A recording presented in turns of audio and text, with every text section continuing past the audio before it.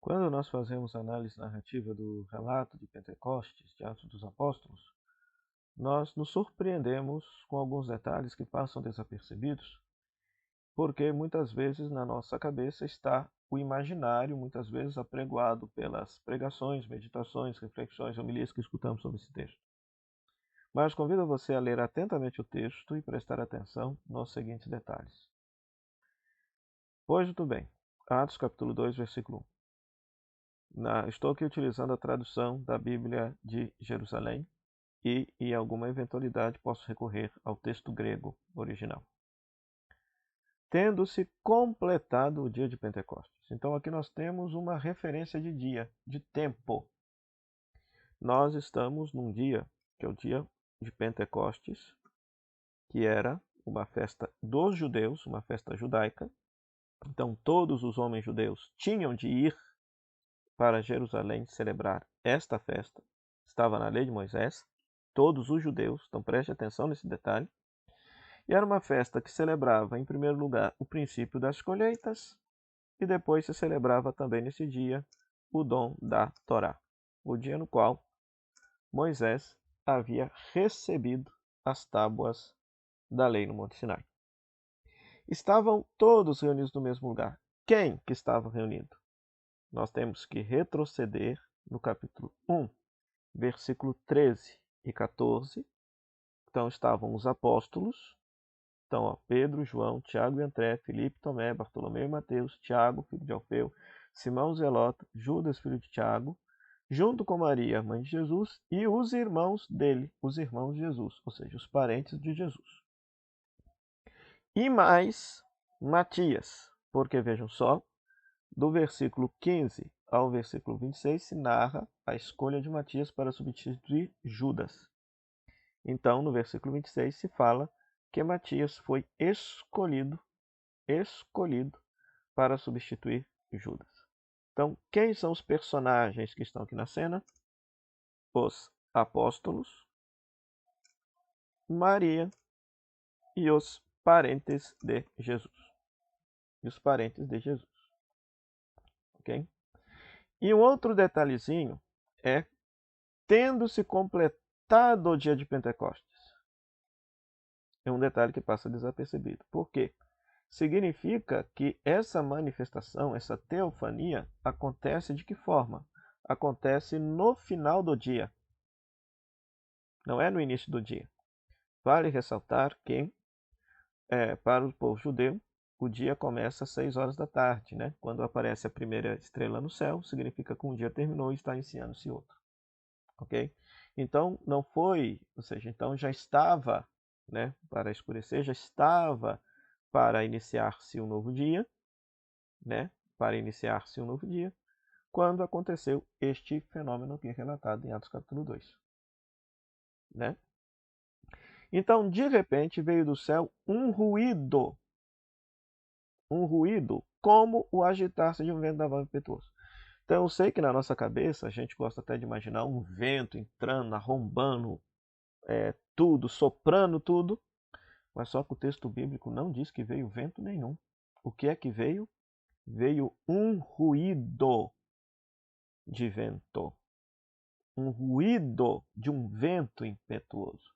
Até no texto grego, quando nós vamos lá no texto grego, aparece uma palavra que em grego é conhecida em nós em português, né? Kai egeneto, afno, ecturano, ecos. Veio um eco como de um vento forte. Não teve ventania nenhuma. Na verdade, veio um grande som, um grande barulho que lembrava um vento. E no versículo 3, apareceram-lhe, então, línguas como de fogo. Aqui na nossa tradução está aparecer. Parece a ação parece que quem pratica ação é as línguas que aparecem. Mas em grego não está assim. Em grego, o verbo está na voz passiva, o verbo oral. Então, foram vistas. Quem pratica ação são os apóstolos, Maria e os irmãos de Jesus. De ver. São os únicos que veem. As línguas de fogo foram vistas. pelos apóstolos se dividiam e caía cada uma sobre cada um deles. E eles ficam repletos do Espírito Santo e começam a falar outras línguas conforme o Espírito Santo lhes concedisse primícia.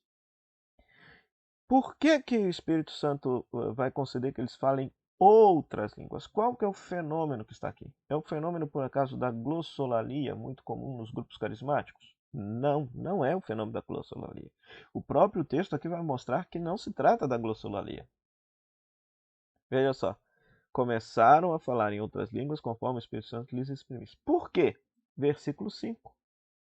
Achavam-se então em Jerusalém judeus piedosos vindos de todas as nações que há debaixo do céu. Quem que estava lá? Judeus. Porque lembra? Era o dia de Pentecostes, era uma festa judaica, todos os homens judeus tinham que celebrar esta festa lá em Jerusalém. Então, judeus devotos, cumpridores da lei de Moisés, estavam lá para celebrar a festa de Pentecostes, e ao terminar a festa de Pentecostes acontece esse fenômeno, e todos, vejam só, os judeus escutaram o ruído. Olha lá, com o ruído que se produziu, a multidão acorreu e ficou perplexa. A multidão escutou o barulho. A multidão escutou o ruído. Né? Que ruído? O ruído lá de dentro da sala, vamos dizer assim, de dentro lá da sala do cenáculo. Né? Escutou o ruído desse vento impetuoso. E ficou perplexa.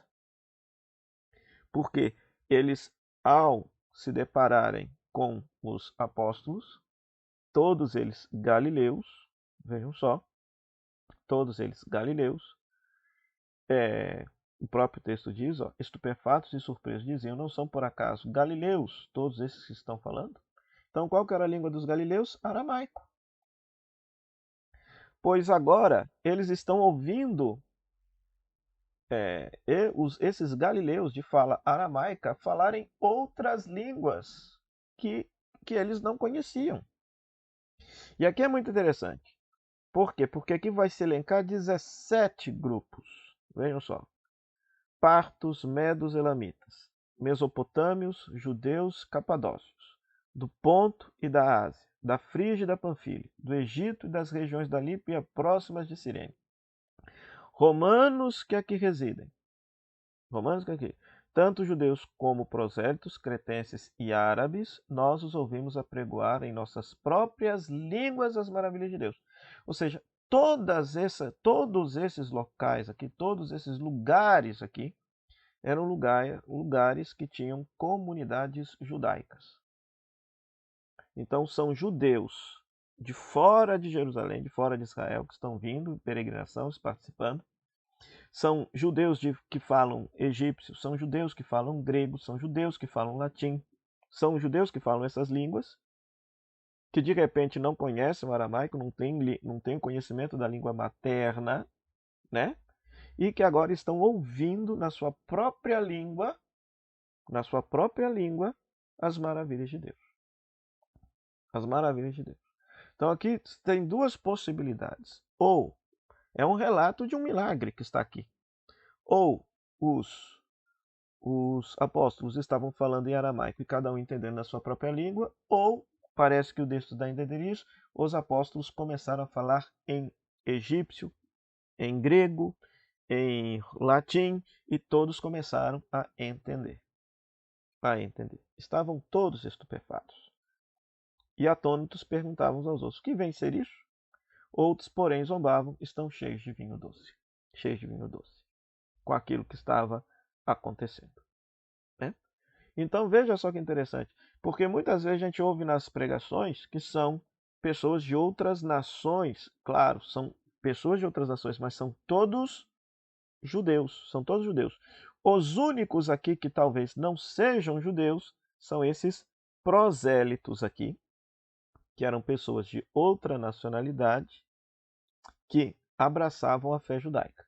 Mas todos os outros são judeus. Judeus que nasceram lá na região dos partos, judeus que nasceram lá na região dos medos, que nasceram lá em Elam, que nasceram na Mesopotâmia, que são da Judéia, da Capadócia, do Ponto, da Ásia, da Frígia, Panfilha, Egito, regiões da Líbia, Cirene. São judeus que nasceram em Roma e que residem em Jerusalém. Judeus prosélitos, judeus que nasceram em Creta, judeus que nasceram lá na Arábia. Por quê? Porque havia a questão da diáspora, né? A questão da dispersão dos judeus, desde a época do exílio da Babilônia, né?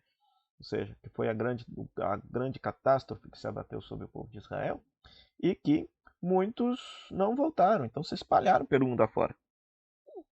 Se espalharam pelo mundo afora e não voltaram. Viviam lá nessas nações. Mas na festa de Pentecostes estavam lá. Estavam lá. E estavam lá para quê? Vai dizer o texto, vai continuar o texto, para receberem na sua própria língua, na festa de Pentecostes, o anúncio de que Cristo ressuscitado é o Senhor e Messias de todo o universo. Então é muito interessante isso, quando você lê atentamente o texto, né?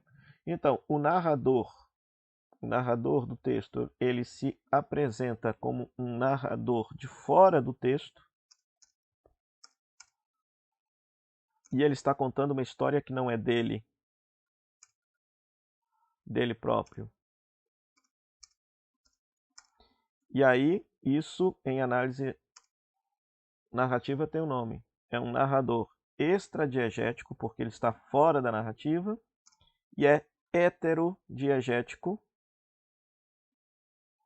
porque ele está contando uma história de outros, e não uma história que é dele mesmo. Se fosse dele mesmo, era homodiegético, e se ele fosse um personagem de dentro da história, seria intradiegético. Depois, nós vemos que o lugar é a cidade de Jerusalém.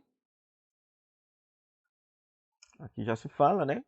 No próprio texto, achavam-se em Jerusalém, eles estão em Jerusalém. Então, desde lá no início, Jesus pediu que eles permanecessem lá em Jerusalém, que não saíssem de Jerusalém para se esperar cumprir a promessa. E aqui parece que a trama, o problema do texto é justamente qual que é o problema que o Espírito Santo vem para resolver? O Espírito Santo aqui vem para resolver o seguinte problema: o problema de todos os judeus de línguas estranhas, de línguas que não são aramaicas, entenderem a boa nova do Evangelho. Esse é o grande problema, esse é o clímax da história. O clímax da história. Todos começam a falar línguas diferentes, de tal maneira que pessoas que não são de língua aramaica começam a entender a mensagem do Evangelho.